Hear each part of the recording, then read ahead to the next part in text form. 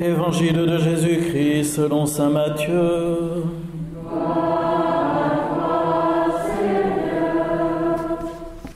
En ce temps-là, Jésus disait aux grands prêtres et aux anciens du peuple: « Quel est votre avis ? Un homme avait 2 fils.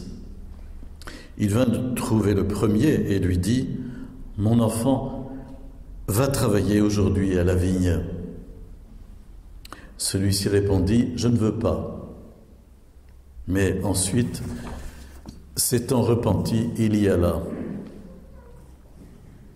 Puis le père alla trouver le second et lui parla de la même manière. Celui-ci répondit: « Oui, Seigneur. » Mais il n'y alla pas. Lequel des 2 a fait la volonté du Père ? Ils lui répondent: « Le premier, évidemment. » Jésus leur dit: « Amen, je vous le déclare, les publicains et les prostituées vous précèdent dans le royaume de Dieu.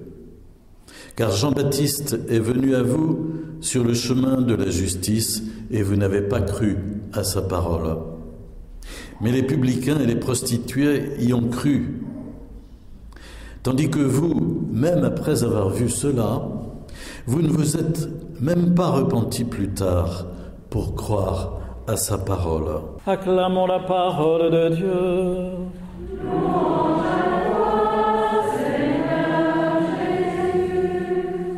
Vous constatez à l'écoute de cet évangile que Jésus n'y va pas par 4 chemins lorsqu'il a quelque chose à dire, même si par ailleurs il emploie des paraboles, des images pour se faire comprendre. La chute de l'histoire est tout de même un peu dramatique. Il leur fait comprendre à mots couverts qu'ils n'ont pas su voir les signes de Dieu, ils n'ont pas su entendre la parole de Dieu, ils ne se sont pas convertis et donc ils sont dans l'illusion en pensant faire la volonté de Dieu. Voilà. On peut toujours être dans l'illusion en pensant avoir raison à tout prix, surtout contre tout le monde évidemment, mais aussi lorsque peut-être bien il y a une parole de Dieu qui nous est donnée et que nous devrions entendre. Je voudrais laisser de côté peut-être cet évangile pour en venir à la seconde lecture où nous avons entendu un passage qu'on appelle l'hymne aux Philippiens, qui est probablement une hymne liturgique qui précédait les écrits de Paul et qu'il a intégré dans sa lettre et qui nous montre comment Jésus, qui est Dieu, s'est abaissé, s'est fait serviteur, est allé jusqu'à la mort sur la croix et comment son Père l'a exalté, l'a ressuscité et qu'il lui a donné le nom qui est au-dessus de tout nom.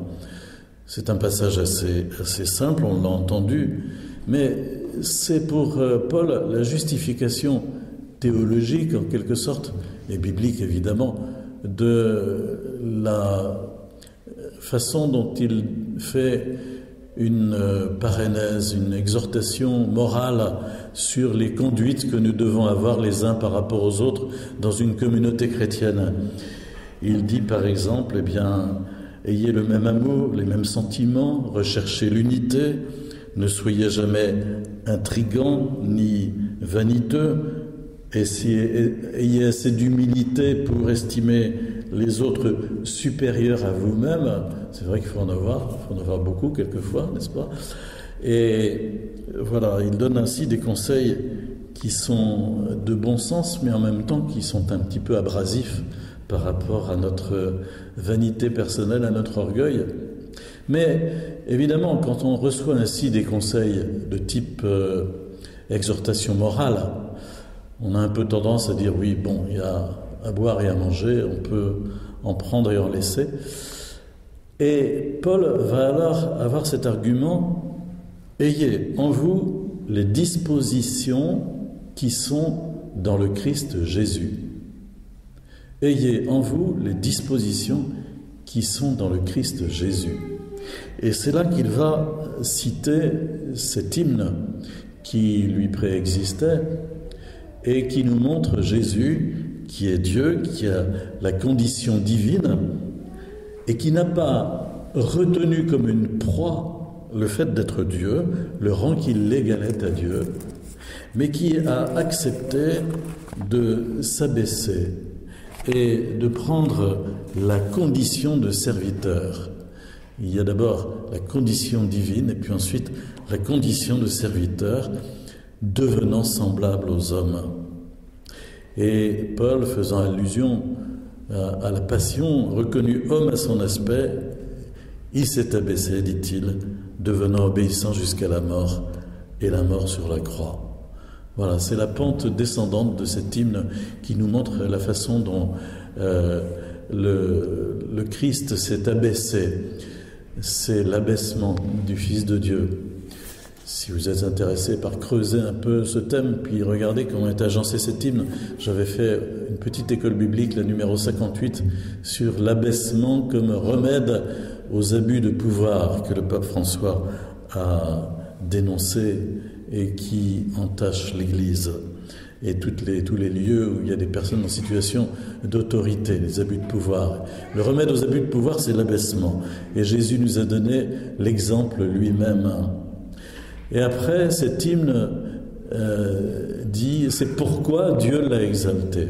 Ce n'est pas Jésus qui s'est exalté, mais c'est le Père qui l'a exalté, qui l'a ressuscité, qui lui a donné le nom qui est au-dessus de tout nom, afin qu'au nom de Jésus, tout genou fléchisse, au ciel, sur terre et aux enfers, et que toute langue proclame Jésus-Christ est Seigneur, à la gloire de Dieu le Père. Voilà, lorsqu'on accepte de s'humilier et d'accueillir, au fond, ce que la vie courante nous présente comme humiliation et comme façon d'être abaissé, lorsqu'on l'accueille profondément comme quelque chose qui peut nous construire et non pas nous détruire, qui peut nous construire. Cela veut dire aussi que nous laissons à Dieu le fait de pouvoir effectivement nous élever. Sinon, évidemment, on n'en sortira jamais. Il ne s'agit pas d'être masochiste, mais il s'agit de comprendre qu'il faut nous mettre dans les traces des pas de Jésus.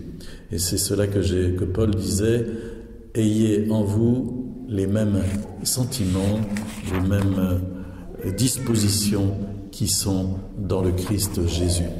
Voilà la justification qu'il donne ensuite à tous les conseils qu'il peut prodiguer en disant, ne soyez pas vaniteux, ayez de l'humilité, estimez les autres supérieurs à vous, que chacun de vous ne soit pas préoccupé par ses propres intérêts, pensez aussi à ceux des autres. Mais pourquoi ? Parce que le Christ profondément a vécu cela, parce qu'il est notre modèle, parce qu'il nous habite par son esprit, et que si nous nous ouvrons pleinement en nous laissant conduire par son esprit, alors nous vivrons aussi de cette façon, et alors nous rayonnerons sa présence autour de nous. Relisez peut-être pendant la semaine, reprenez ce passage, Lettre aux Philippiens, chapitre 2, versets 6 à 11.